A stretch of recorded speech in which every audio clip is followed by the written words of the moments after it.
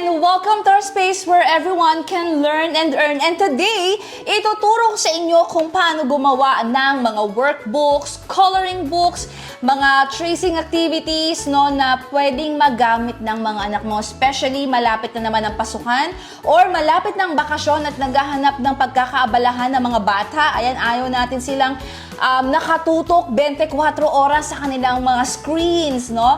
At gusto natin silang bigyan ng activity na talaga namang nag-enjoy sila at natututo pa sila. So kung inaakala nyo na kailangan mo ng mga heavy-duty equipments for this, well, binabasag ko na ang myth na nasa utak ninyo dahil basic tools lang ang kailangan natin dito. So hindi ko napapatagalin.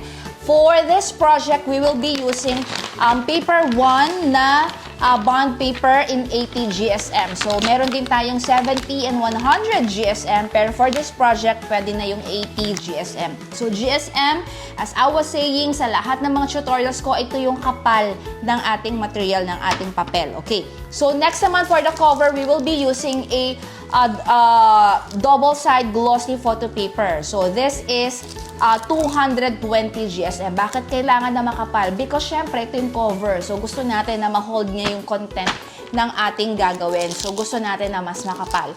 So, kung gusto mo, 220 GSM or 250 or 300, huwag ka lang bababa ng 220 dahil medyo manipis na yon, okay? And good news, kung wala kang laminating machine, it's okay.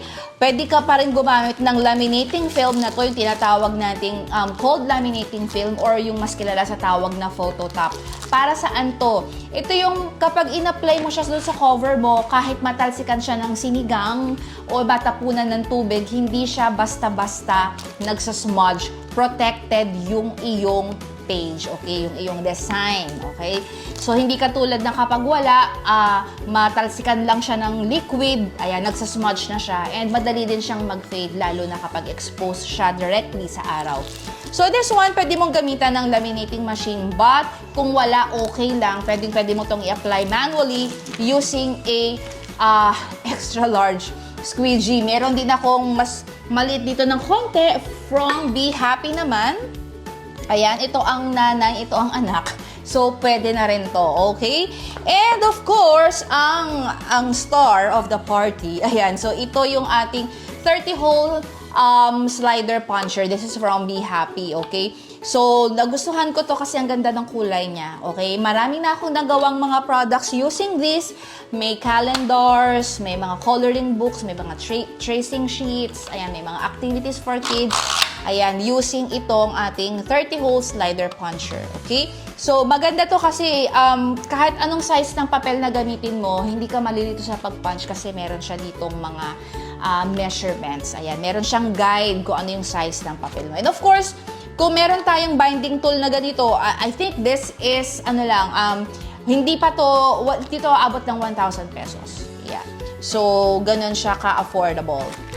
And of course, kailangan to bind yung ating gagawin. Kailangan natin ng, ito ay 30 holes loose leaf binding plastic. Okay, so this is in A4 size and in 22 mm. So ito ay medyo makapal na yung kaya niyang i-bind. This one naman, yung usual na size ng, ng spiral coil na to. Ito ay, I forgot the size, pero babalikan ko. Ilalagay ko din yung link sa baba ng lahat ng mga materials na pinakita ko and kung saan mo siya pwedeng bilhin. Okay? So, simulan na natin. Ipapakita ko kung paano mag-design sa Canva and then yung actual process na gagawin natin sa pag-create ng mga homeschool resources for your kids. So, let's go! So, we will open the file and ipiprint na natin siya using our Canon printer. So, this is G570.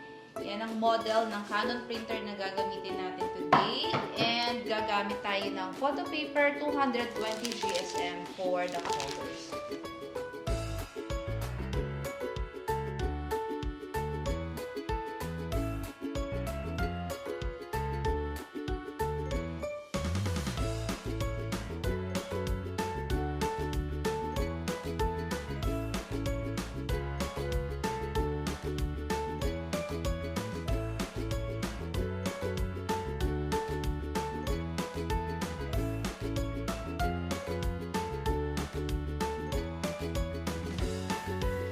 done na tayo sa covers.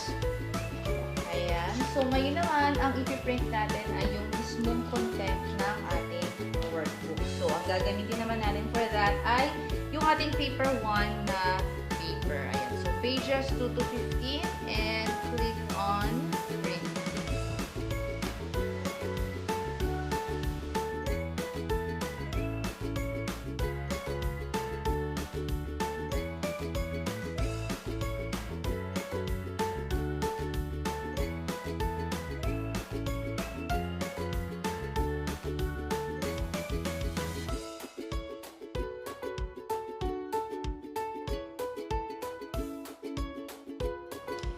Now that we're done with our printouts, lalagyan na natin siya ng cold laminating film para protected yung ating pages. So, same lang yung process natin kahit anong gagawin natin. Kunyari, if we are creating, kunyari, coloring books or tracing worksheets or whatever, yung cover natin, lagi nating lalagyan ng cold laminating film. So, this is isa sa mga options lang because you can laminate your cover using a laminating machine, no? Yung hot laminating film.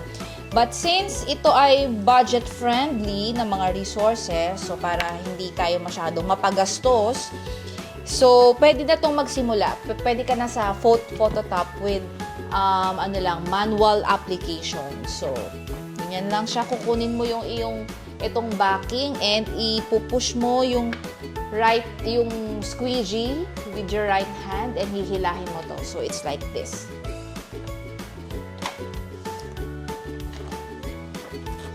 Yan.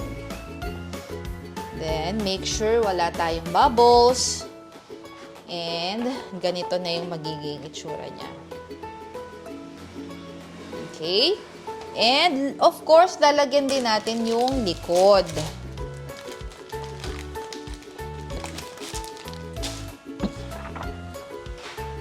Okay, so same process.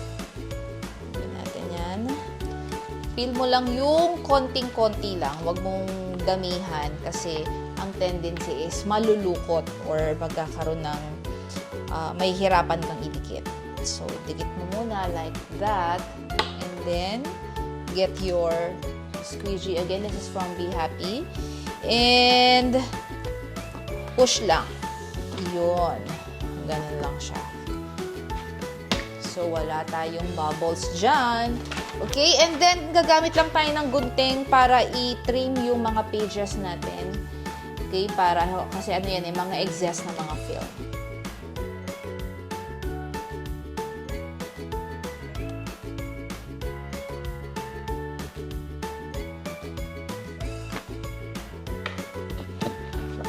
Same process with the back cover at ita-time-lapse na lang natin para mabilis. Done na tayo sa ating covers and gagawin na natin ngayon ay gagamitin na natin ang ating 30-hole slider puncher to punch and bind our material. Okay, so makikita mo dito, merong iba't ibang sizes ng paper. So we have A4, A5, A6, A7. Okay? So, since ang material natin is A4, so saktong-sakto yan dito sa ating puncher. Okay? So, syempre, kapag A5, itatapat mo dito sa A5. Pag A6, itatapat mo sa A6 and so on. But this one, A4, so dito siya sa pinaka-dulo. Okay? So, let's do that. Dito tayo sa kabila dahil kanan ako.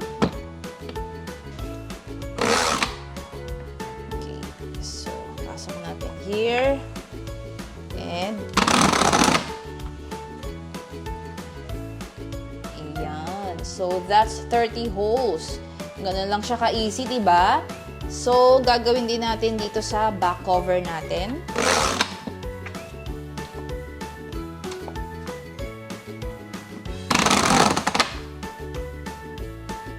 Ayan. Okay, so, ang kaya lang i-punch ng ating 30-hole puncher ay yung mga cold laminated sheets, no? Kapag hot laminated na siya, ibig sabihin ng hot laminated ay like this. Ipapakita ko sa inyo. This one. So, this is hot laminated. Kasi matigas yan, no? So, gumamit tayo ng laminating machine for that. So, hindi yan kayang i-punch ng ating slider puncher. Kaya ang ginamit nating laminating film for this is yung Phototop o yung cold laminating film dahil yun lang yung kaya niya. Okay, so of course, if you want hot laminated, kailangan mo ng ibang binding machine for that. But again, this tutorial is budget-friendly, kumbaga parang value meal, kaya yung pinakamurang options ang pinapakita ko sa inyo. Ang mahalaga ay makapagsimula lang kayo. Okay, so same din sa paper. Ito, ganun din ang gagawin natin. Sampulan natin. Pwede siyang 2 pages sabay. Pwede rin namang 3. Sige, let's try 3. This is A4. Hawakan mo yung paper mo and then slide. Kaya niya ang 3. So, natin. Sunod-sunurin natin. So, another 3 pages.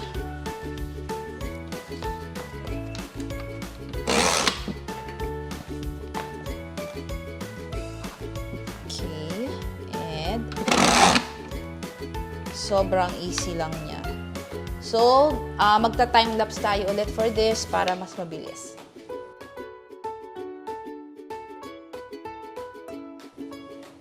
Na-punch natin lahat ng ating pages. So, this is, pwede mong doblehin yung printout nito para mas madaming magagamit si Bagets pang exercise. Okay, so this is just one set. Kaya medyo manipis lang siya. And what I love about this binding technique is that itong ating wire or yung parang coil or spiral, plastic loose leaf, ayan, ang dami natin pwede kitawag dyan. This is refillable. So, ibig sabihin, kahit mabind mo na siya, tapos kunyari, naubos na yung pages, gusto mong magdagdag ulit, or gusto mong magbawas, so, pwede mo siyang itanggal kabit. Okay? So, hindi katulad nito, pinakita ko kanina, this is bind ko using a double loop wire machine, which is cinch. Okay? So, once na bind mo na siya, that's it. Yun na siya. So, kapag tatanggalin mo, sisirain mo yung wire. So, kailangan mo gumamit ng panibagong wire. Ang maganda dito, halimbawa, meron kang namaling print or pwedeng gusto mong dagdagan yung pages. So, bubuksan mo lang to at ikakabit mo ulit. So, ganun lang siya ka-easy. Papakita ko sa inyo. So, ipapasok mo dito. So, this is sakto for 80 hole. I mean, 30 hole pala. Yan. So, sakto yan. Ayan. Before, dito sa YouTube, I have tutorial ng 6-hole puncher. Yun ay mas maliliit siya. Mas mura yun. I think around 200 something pesos. So, ang ginagamit din doon ay ganitong loose leaf na plastic. Okay? But this one is much better kasi hindi na pa isa-isa yung punch. Kasi yun pa 6 hole lang yung kaya niyang i-punch. This one is 30 hole agad. So, mas napabilis yung time mo, mas nakatipid ka ng energy for this. Okay? Pero yung consumable niya is same lang. So, look. Ito ay magsasnap lang. Ayan. So, kung gusto mo na dagdagan or bawasan, i-open mo lang siya ulit. Ayan. So, hindi mo itatapon yung consumable kasi pwede mo pa siya ulit gamitin. So, this is what I like about this, no? Kasi, especially kapag mga ganitong resources na pang-practice magsulat or coloring pages, nauubos agad yung pages, di ba? Tapos, syempre, pag tapos ka ng mag-practice, ubos na. So, what you can do is you can print again and then ipapasok mo lang ulit dito sa loose leaf natin na plastic. So, tipid siya. 'Di ba? Kasi hindi mo kailangan mag-bind ng mag-bind, hindi mo kailangan bumili ng consumable. So halimbawa, you have kunyari 7 pieces lang nitong loose leaf. Tapos magkakaibang subject, kunyari may tracing, may coloring book, merong math, o merong may logic, ganyan. Okay, so merong for creative play, spatial and all. So pwedeng tigi-isang loose leaf 'yon. So kada naubos 'yon, i-refill mo lang siya. 'Di ba? So, and also, if ito ay pagkakakitaan mo, i-monetize mo siya, pwede ka rin magbenta ng refill sa customers mo. like halimbawa, naubos na nila tong Little Hands, Big Lines. Okay, so magbenta ka ng content nitong pages na butas na. Okay, tapos hindi mo na kailangan lagyan ulit ng ganito. So, kumbaga parang mag-sell ka ng mga refill packs. O, di ba? So, yung customer mo, babalik pa sa'yo ng paulit-ulit. Kasi syempre, kapag naubos na, di bibili sila ulit sa'yo. Ayan, okay? Ganyan lang kadali gumawa ng mga learning resources for your kids. O, di ba? Sa Canva pa lang, ang dami mo ng inspiration and ideas na pwedeng paghugutan. No? And like what I've said, if you are a homeschooling mom, kayang-kaya mong i-monetize ang iyong journey para makatulong din naman sa finances mo bilang homeschooling mom. And again, this resource is available sa aming e-commerce shop just in case na gustuhan mo to. But don't worry kasi meron pa rin akong ibibigay na free template na pwede mong pag-practicean. So ilalagay ko lang lahat ng link dito sa baba sa description box. And again, just in case na curious ka, na spark ang desire and curiosity mo on how you can start a kumikitang kabuhayan sa bahay, I'm inviting you inside our DIY Premium Community. Diba? Ngayon, na-realize mo, wow! Basic tools lang pala ang kailangan to create this kind of resource. So, ibig sabihin, pwedeng-pwede pala talaga ako magsimula, no? And like what I've said, kung wala ka pang printer, wala ka pang kahit anong tools, you can start your home-based business by selling digital products. And alam mo ba, kapag nag-join ka sa aming DIY Premium Community, we have thousands of ready-made templates for all niche, no? So if ang niche mo, ang target mo is may mga young families na may mga maliliit na anak, so magki-create ka ng mga resources, learning materials for kids, we have that. Just in case ang niche mo naman is yung mga gumagamit ng mga planners, notepads, notebooks, we also have lots of ready-made templates available for you, no?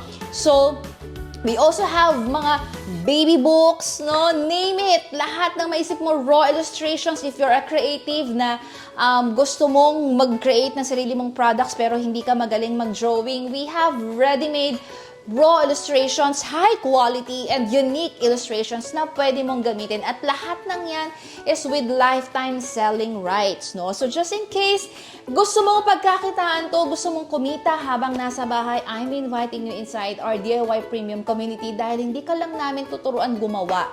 Tuturuan ka din namin kung paano mag-build ng brand, paano i-market ang mga products mo, paano gumawa ng sales funnel para naman mas makapag-invite ka pa ng market mo, ma-funnel mo sila, and even how to create system for your business. Tunuturo din namin aside. Isipin mo lahat ng kailangan mo in this journey.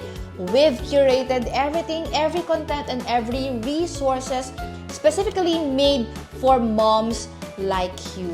So if just in case you are curious about that, we have the links dito sa ating description box, and I hope to see you inside our premium community. So I'll see you mga Bibong Pinay! Bye!